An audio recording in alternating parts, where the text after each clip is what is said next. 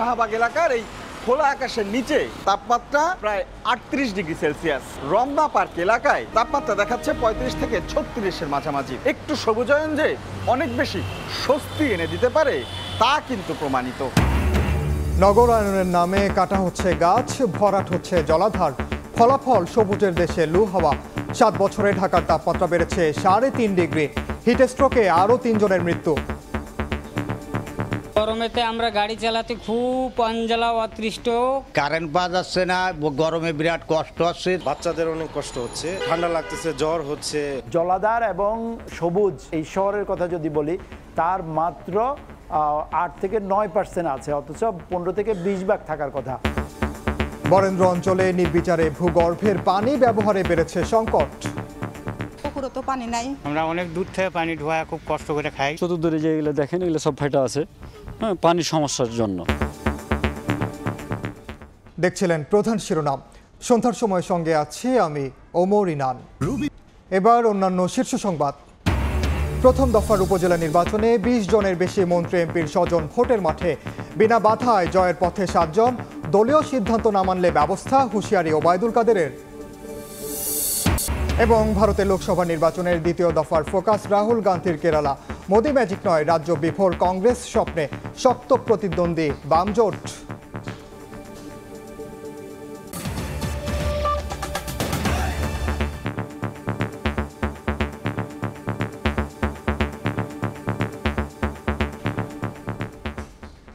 গত 7 বছরে রাজধানী ঢাকার তাপমাত্রা বেড়েছে 3.5 ডিগ্রি।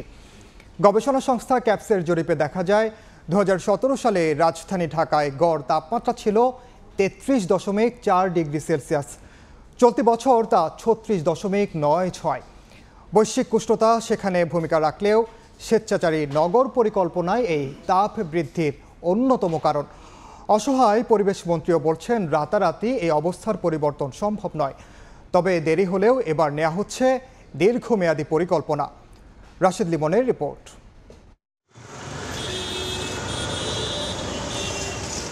এই দাবদাহের মধ্যেই কথিত তিলোত্তমা ঢাকায় কাটা হয়েছে আরও একটি গাছ, যেন নগরের শীতলতার কফিনে পড়ল আরও একটি পেরেক।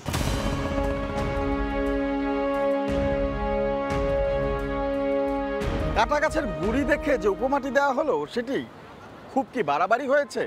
মোটেই নয়। কারণ এই মুহূর্তে শাহবাগ এলাকার এই খোলা আকাশের নিচে তাপমাত্রা পরিমাপক এই যন্ত্রটি বলছে তাপমাত্রা প্রায় 38 ডিগ্রি সেলসিয়াস।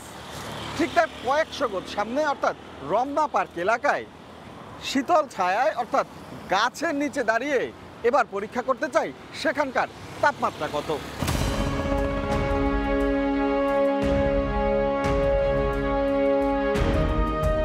এখানে এসে তাপমাত্রা দেখাচ্ছে 35 থেকে 36-এর মাঝামাঝি, অর্থাৎ সবুজায়নের সমীকরণটা মিলে যাচ্ছে খাপে খাপ।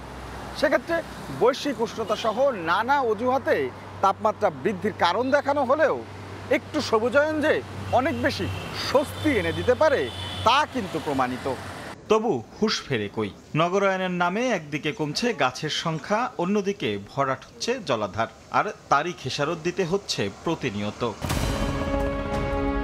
এক গবেষণায় দেখা গেছে 2017 সালে ঢাকা উত্তর সিটি কর্পোরেশনের গড় তাপমাত্রা ছিল 33.39 ডিগ্রি সেলসিয়াস, দক্ষিণে 33.50। 7 বছর বাদে চলতি বছর উত্তরে তাপমাত্রা 37.38 আর দক্ষিণে 36.54 ডিগ্রি সেলসিয়াস।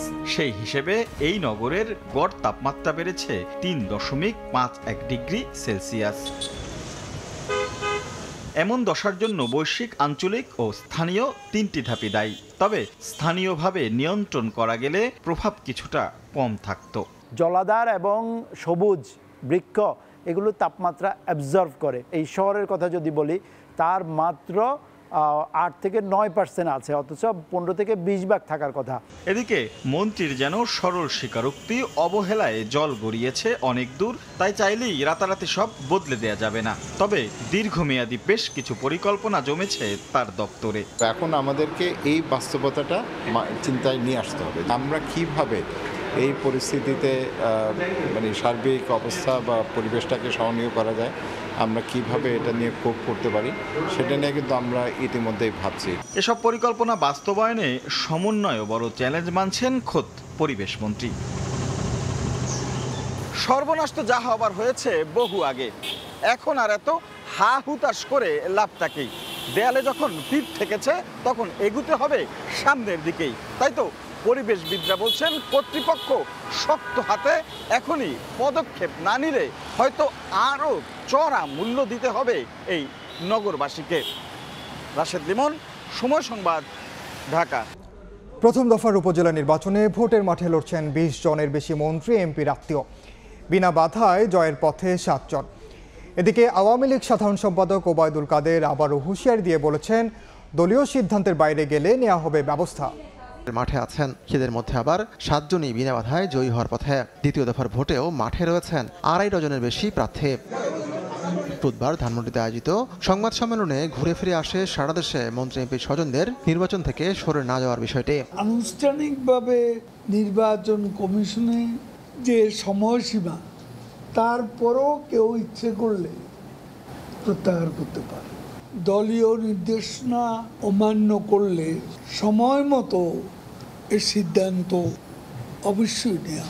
৭ জানুয়ারি নির্বাচনের আগে রাজধানীতে বটেই সারা দেশে একই দিন একই সময়ে দুদলই একাধিক কর্মসূচি পালন করে। নির্বাচনের পরও কি বিএনপির কর্মসূচির দিনে কর্মসূচি করবে আওয়ামী লীগ? কেমন প্রশ্নের উত্তরে সাধারণ সম্পাদক বলেন, দুদল একই দিন কর্মসূচি করলেই সংঘাত হবে এমন ধারণা ভুল। তবে বিএনপি যাতে নাশকতা করতে না পারে সেজন্য ভবিষ্যতেও বিএনপির কর্মসূচির দিনে মাঠে থাকবে আওয়ামী লীগ। আমরা কোনো বাধা দিয়েছি? আমাদের সমাবেশ আমরা করছি, তাদের সমাবেশ তারা করেছে। থাইল্যান্ডের প্রধানমন্ত্রী শ্রেথা থাভিসিনের আমন্ত্রণে ৬ দিনের সরকারি সফরে ব্যাংককে পৌঁছেছেন প্রধানমন্ত্রী শেখ হাসিনা। স্থানীয় সময় দুপুর 1:08 ব্যাংককের ডন মুয়াং আন্তর্জাতিক বিমানবন্দরে পৌঁছায় প্রধানমন্ত্রী ও তার সফর সঙ্গীদের বহনকারী বিমান বাংলাদেশ এয়ারলাইন্সের ফ্লাইট। এ সময় সরকার প্রধানকে ফুলের শুভেচ্ছা ও লাল গালিচা অভ্যর্থনা জানান থাই সরকারের প্রতিনিধিরা। এর আগে সকাল 10:15টার দিকে ব্যাংককের উদ্দেশ্যে হজরত শাহজালাল আন্তর্জাতিক বিমানবন্দর ছাড়েন প্রধানমন্ত্রী। ৬ দিনের এ সফরে থাইল্যান্ডের প্রধানমন্ত্রী শ্রেথা থাভিসিনের সঙ্গে দ্বিপাক্ষিক বৈঠক করবেন শেখ হাসিনা। এছাড়া বৃহস্পতিবার জাতিসংঘের এশিয়া ও প্রশান্ত মহাসাগরীয় অঞ্চলের অর্থনৈতিক ও সামাজিক কমিশন ইউএনগেসকেপসের ৮০তম অধিবেশনে প্রধানমন্ত্রীর বক্তব্য রাখার কথা রয়েছে।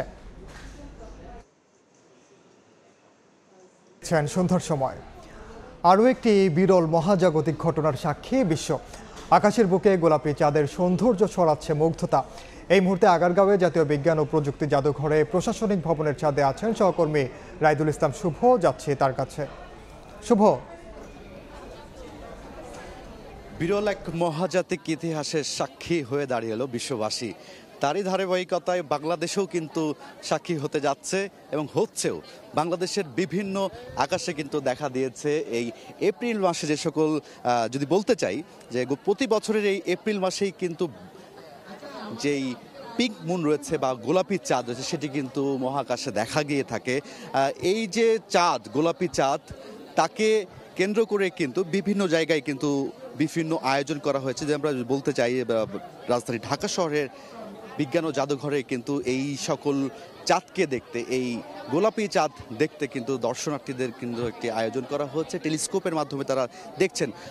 যারা এখানে বিশেষজ্ঞরা রয়েছেন তারা বলছেন যে প্রতি বছরই এই চাঁদটি দেখা যায়, কেননা প্রতি বছর যখন সূর্য এবং চাঁদ মাঝামাঝি জায়গায় অবস্থান করে থাকে তখন পূর্ণরূপে চাঁদের আকার ধারণ করে, তখনই কিন্তু এই গোলাপি বর্ণের চাঁদ কিন্তু আমাদের এই মহাকাশে দেখা গিয়ে থাকে। ঠিক বাংলাদেশে এই মুহূর্তে যদি বলতে চাই, বরিশাল, ব্রাহ্মণবাড়িয়া সহ বিভিন্ন জায়গায় কিন্তু এই বিরল যে চাঁদটি রয়েছে, যদি বলা হয় কোনো কোনো জায়গাতে গোলাপি, কোনো কোনো জায়গায় ধূসর, বিভিন্ন বর্ণ কিন্তু ধারণ করে থাকছে। এই কারণে যে জ্যোতিষবিজ্ঞান যারা রয়েছেন, যে কি কারণ, মূল যে কারণটি রয়েছে সেই কারণের ব্যাখ্যা দিয়ে কিন্তু অনেক জ্যোতিষবিজ্ঞানীরা অনেক সময় ব্যাখ্যা দিচ্ছেন যে পৃথিবীর বায়ুমণ্ডলে থাকা অত্যন্ত সূক্ষ্ম যে সকল ধূলিকণাগুলো রয়েছে এবং বিভিন্ন ধরনের গ্যাসের শক্তির কারণে কিন্তু অনেক সময় চাঁদের এই রঙের দৃশ্যমান পরিবর্তন দেখা যায়। কিন্তু আমরা সাধারণ সময় দেখে থাকি যে অনেকটা হলুদ বর্ণের কিন্তু আমরা চাঁদ লক্ষ্য করতে পারি, কিন্তু যখন এই এপ্রিল মাসটি শুরু হয়, এপ্রিল মাসের শুরুর দিকে বা মাঝামাঝির দিকে কিন্তু এই ঘটনাটি কিন্তু শুরু হয়। এই যে আকারগুলো হয় সেই বর্ণগুলো কিন্তু ধারণ করে। যখন চাঁদ পরিপূর্ণ আকার ধারণ করলে কিন্তু এই বিভিন্ন বর্ণগুলো কিন্তু ধারণ করে থাকে। তো দেখছেন সুন্দর সময়। দেশের বাইরের খবর। ভারতে লোকসভা নির্বাচনে দ্বিতীয় দফার ভোট শুক্রবার। এ দফার ফোকাস রাহুল গান্ধীর কেরালা।